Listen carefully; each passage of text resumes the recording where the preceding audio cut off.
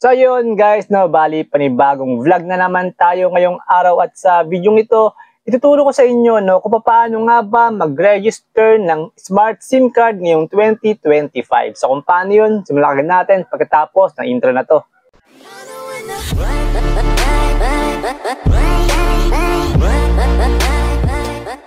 So ayun guys, no, bali ang una, kailangan i-off mo muna yung phone mo bago mo ilagay yung bagong SIM card mo sa phone mo. So, kailangan i-off mo muna, tsaka mo ilalagay yung SIM card.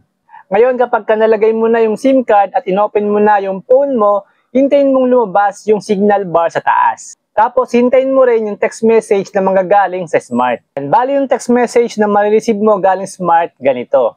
Ayan, nakalagay din dyan yung website or yung link kung saan ka magre-register ng Smart SIM card. Bali yung website nga pala na pupuntahan mo or yung link ay simreg.smart.com.ph. Bali yan lang yung website kung saan ka magre-register ng Smart SIM card. Next naman doon, kailangan ng internet para makapag-register doon sa website nila. Ayan, kung may wifi ka, mas okay. Kung wala naman, pwede kang makiconnect sa kaibigan mo through hotspot.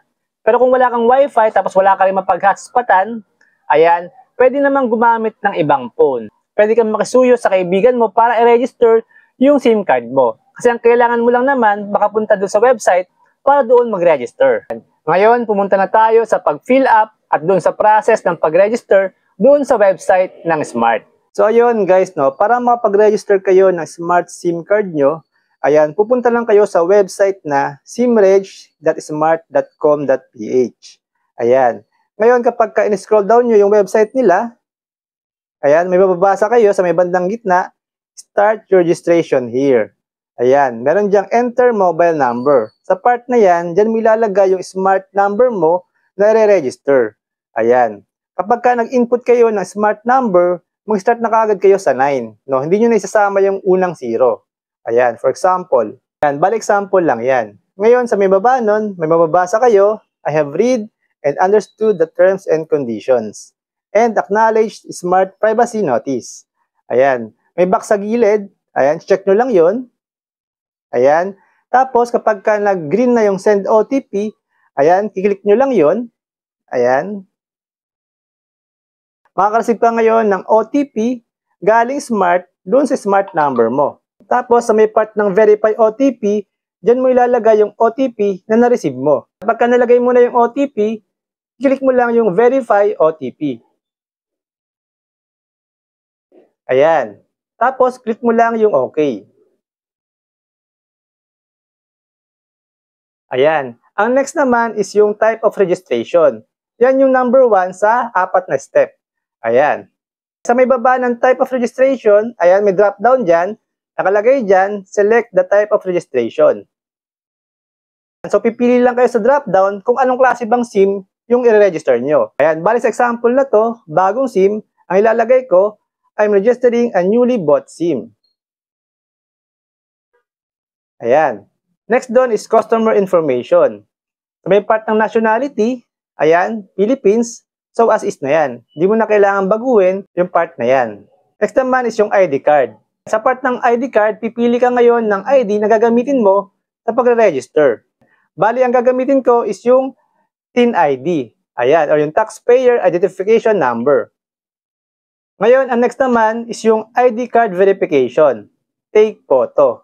Ayan, ibig sabihin, kailangan natin picturean yung ID natin. So, kiklik lang natin yung take photo. Kapag na-picturean na natin yung front of ID natin, click lang natin yung submit sa baba. Ngayon, after nun, scan face. Click mo lang yung scan face sa baba. So, para ka lang dito magsi-selfie.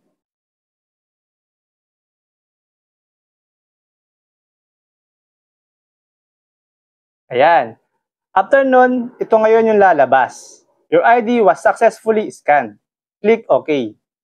After natin mag-take ng photo ng valid ID natin, tapos mag-scan face, automatic na nalagay yung details sa part ng ID card number, first name, middle name, tapos last name, pati yung birthday. Ayan, so hindi mo na kailangang isa-isahin pang ilagay. Kasi automatic na nalalagay yung details. Ayan, ang kailangan mo na lang i-double check kung tama ba. Ngayon sa may bandang baba, ayan, mababasa nyo yung sex. Ayan, wala pang details. So, pipili lang kayo dyan. So, click nyo lang yung drop down. Ayan. So, pipili lang kayo kung female or male. Ayan. Ngayon, kapag okay na kayo dyan, nalagay na lahat ng details, pwede nyo na i-click yung next sa baba. Ngayon, ang next naman, yung number 2, address information. Sa part na to, dito ka ngayon maglalagay ng address mo. Nakalagay dyan, present or official home address. So, pwede ka maglagay ng present or official home address sa part na to. Ayan, for example. Ayan. Ngayon, sa may part ng house and lot number, dyan mo ilalagay yung block or lot number mo. Ayan, ngayon sa may part ng street, dyan mo ilalagay yung street nyo. Ayan, yung village subdivision. Ayan, kung meron man. Yung unit floor or building, kahit wala niyan, okay lang. Kahit blanco yan, okay lang. Ngayon sa may part ng province, ayan, hanapin nyo lang kung saan bang province kayo. Ayan, sa drop down. Ayan, pwede naman kayo mamili dyan. Ayan, bali sa example ko, no, Metro Manila. Ayan, yung municipality, Makati, barangay. Ayan, pipili lang kayo sa drop down. Tapos yung zip code, automatic naman yan na nadetect ni Smart. Ayan. Bali example lang tong details na to, no, para meron kayong idea. Ayan. Bali sa part na to, dito mo lang ilalagay yung present or official address mo. Ayan. Ngayon sa may bandang baba nun, mababasa nyo, alternate contact information. Sa part na yan, pipili lang kayo, no, kung ano bang ilalagay nyo. Alternate contact number or email address. Pero yung mga yan naman, optional lang yan. Kung gusto nyo maglagay. Pero pwede namang hindi. Bali sa part natin, no, hindi na tayo maglalagay. Ayan, kasi optional lang naman yan. Ayan, bali double check nyo lang yung details kung tama ba yung nilagay nyo. Tapos pwede nyo na i-click yung next sa baba. Ngayon, after nun, ito na ngayon yung lalabas, summary. Bali ito yung pinaka-summary nung ginawa natin. Bali, check nyo lang yung details kung tama ba at kompleto. Ayan, tapos may bandang baba. Ayan, may box sa gilid. Na nakalagay dyan, I hereby attest that I personally accomplished the registration. Ayan, may box dyan. Check nyo lang yan. Ayan. Tapos may box sa may pinakababa. Ayan. So, pwede nyo yung i-check. Pwede ring hindi. Kasi optional lang naman yan. Bali sa example na to, no, di na natin to i-check.